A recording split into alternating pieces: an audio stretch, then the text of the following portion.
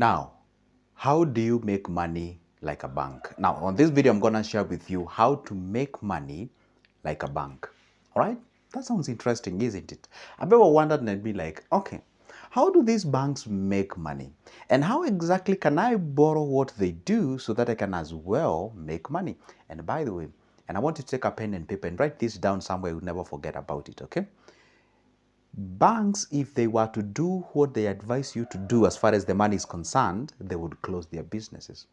I repeat, if the banks were to do exactly what they tell you to do with your money, they will close their businesses. See, the bank tells you, just save, save, save, save with us, just save, save, save, save, save.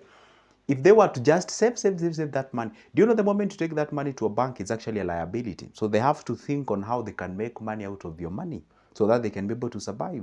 And I'm here to share with you some of the tips that you can actually apply. I do apply them anyway. You don't have to pick everything. You can pick one or two and you can actually do so, and you can actually earn or make money like a bank. This is good, Joseph, in case you're watching me for the first time, making videos as far as the investments and money is concerned, and it's about personal finance. And by the way, if you don't want to miss any good video of mine in future, go ahead and hit that like button. Make sure that you subscribe and turn that notification bell on so you'll be notified when I ever upload a new good video. Let's get on the business now. Point number one, first of all, let's find out, how do banks make money? So if you don't understand how banks make money, then how can you make money like them?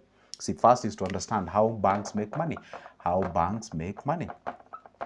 And it's very simple. Number one, the most popular way banks make money is, of course, they use the money from the depositors. You take your money to a bank. They usually take that money because there's a liability and they invest that money. How do they invest that money? They can take that money, go buy corporate bonds. They can take that money, go invest in things to do like government securities. They can take that money and lend that money to other people. You know, you guys actually cross door. You know, when you're getting to deposit your money, someone is getting in to take that money and go do the business. So they actually, you know, what do you call it? They usually lend that money to other business people or corporates or industries and such kind of a thing. So they make money basically by doing what? Giving out loans. Then we're going to ask ourselves, how then do you make money like banks when they issue out loans? There are two ways here.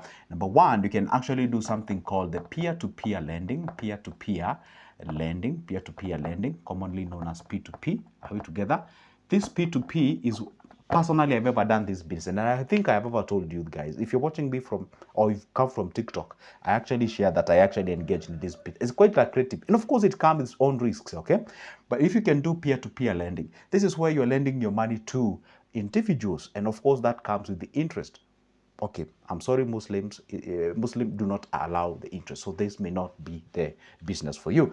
And now the other way you can actually do is something called the microloans. Okay, microloans, this is where you issue money or you give money to small businesses. We can call them the SMEs. Okay, the small and medium enterprises. Okay, now you can actually issue that. You can actually find out a business, you can give them a loan. Let's say you have a minimum, like, hey, a business will give a minimum of 5,000, or say a minimum of 10,000 and a maximum of 50,000. Depends with your, financial capacity and financial ability or financial muscle.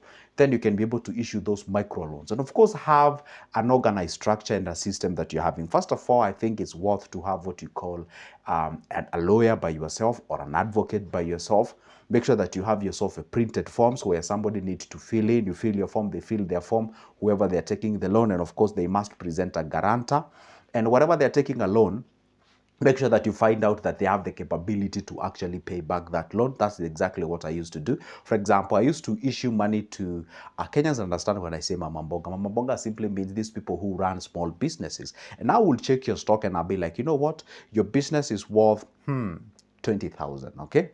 So if your business is worth 20,000, meaning like if you were to sell everything that you own in this business is worth 20,000, then if you're asking for 5,000, definitely your business is actually secured, because I'll be like, you know what, in case a BS happen, you can be able to pay that. But you cannot tell me that your business is worth 5,000, but you're looking for a 7,000 loan. It means I'm shooting myself, okay? Therefore, you have to check how much they have out there. See, micro loans, you can actually make money like a bank using the micro loans. And a peer-to-peer business, you can also offer the individuals. But when you're offering the individuals loans, be careful, because I love to give people money when they are in business, because you can actually tell that, hey, they're taking this money to invest. But if someone tells you, hey, you know what, just lend me 3,000, I'll return next week, say with 200 on top of that. And definitely maybe this money they're taking it maybe to go buy medicine, with all the due respect, or maybe they're taking this money to say buy a carpet or something. You're like, well, sure, I know you'll be like, I don't care whatever you're gonna do the money with it. But sometimes it's good to go to that step of caring and finding out what are even doing with their money and such kind of a thing. Okay, now the loans, that is quite of the popular way how the banks make money, and you can actually do that. Don't let that money just stay idle. You can be able to do that, provided you have the stipulated structure that you can use. Then that would be amazing. Another way that banks usually make money is when they do what we call securitization. Okay, there's something called securitization. Securitization simply means these banks, they can actually go ahead and sort of purchase like bonds, or they can buy something like mortgages, and something like what we call them, the mortgage backed loans. They put them together, and they can be able to resell that particular package to investors. Therefore, they can be able to spread the risk.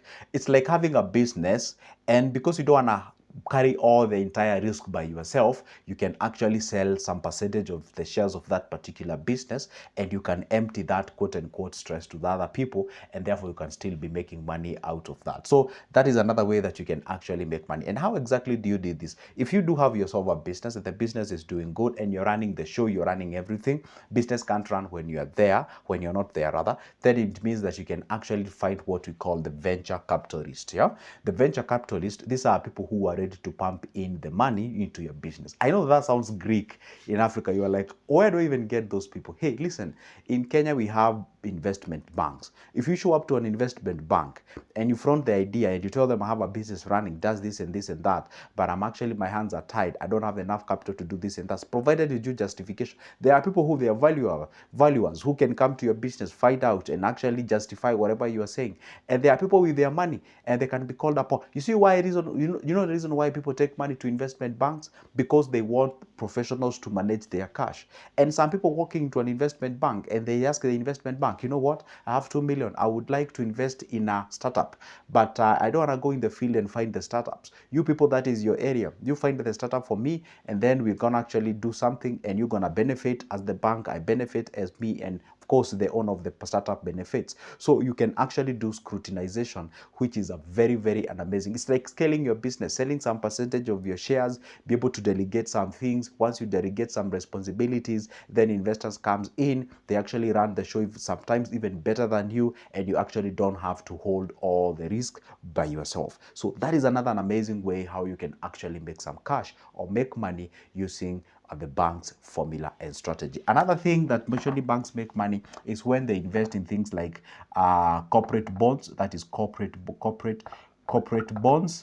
They also invest on things like what we call the securities, the government securities, okay, like the bonds and bills. They also invest in areas like the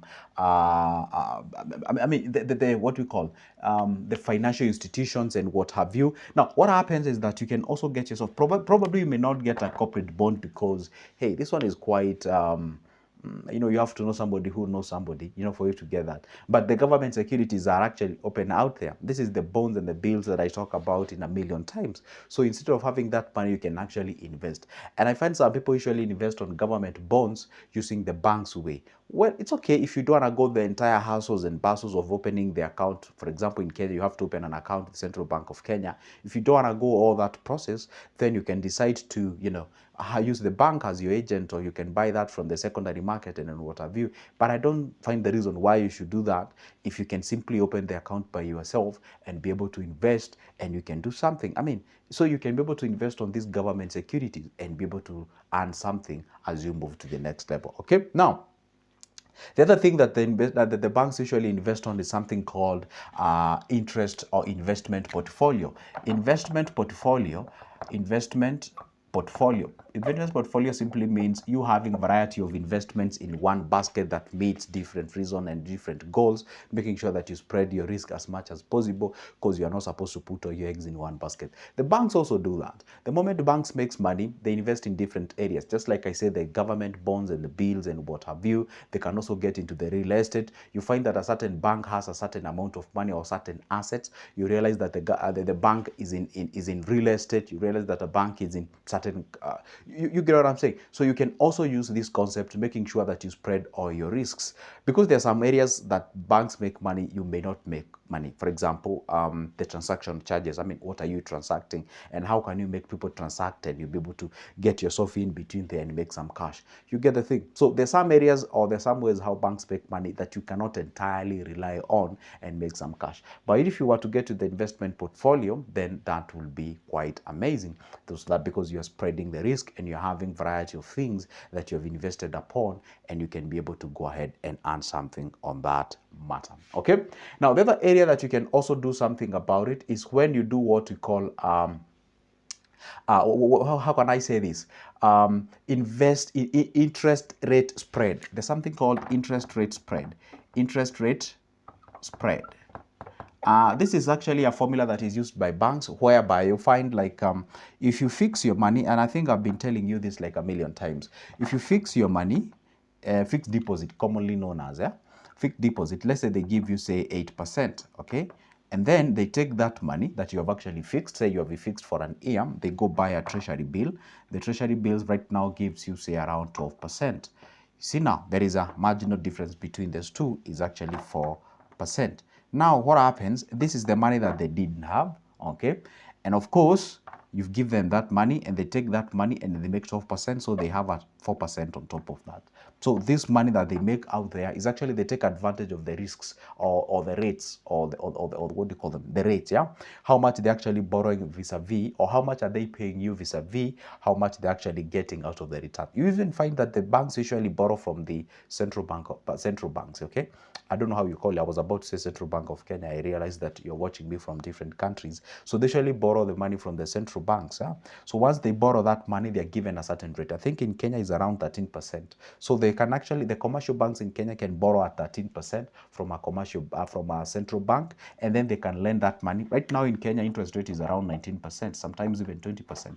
So they are borrowing at 13%. They're supposed to pay the central bank at 13%, and they're actually lending that money at 19%. So they have a clean 6%, and they are the one to take the care of all the risks involved. Like, you know, they don't have to issue a lot of, they'll say NPLs, that is not NPLs, but rather unsecured loans and such kind of a thing. So, I mean, it's all about taking advantage of the number. I have an individual who is actually in peer-to-peer lending business, and he usually borrows from not really from the bank, but from the circle. You find the circle that you can actually borrow from 10 by 12%, and the guy is lending this money. Shylocks in Kenya actually reap a lot of money out there. You find this guy is lending this money at 20%. So there is a clean 8% to actually do that. You can actually borrow to lend.